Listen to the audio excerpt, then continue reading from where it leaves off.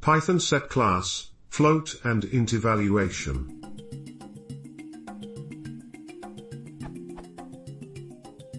I have not seen the implementation details of the set class, but I assume the answer to this is there somewhere. Python assignment basically evaluates values and uses an identifier as reference object to point to the class object. Same for collections, i.e. they are an abstract data structure or a collection of reference object. Sets don't allow duplicates, and when I create a set like so,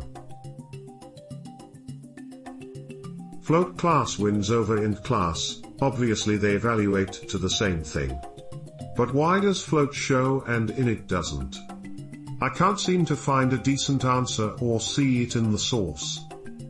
As an aside, I'd like to mention I noticed that true and false will be usurped in some way in place of 1 and 0 respectively if both are present using a union operation. So floats win over ints, and ints win over bools it would seem. But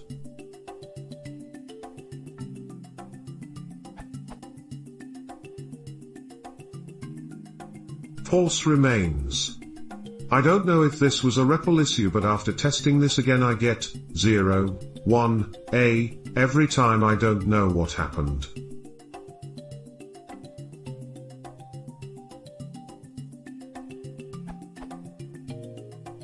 What am I missing?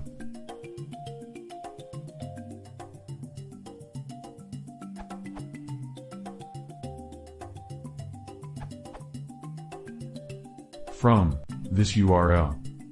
The Boolean type is a subtype of the integer type, and Boolean values behave like the values 0 and 1, respectively, in almost all contexts, the exception being that when converted to a string, the strings false or true are returned, respectively.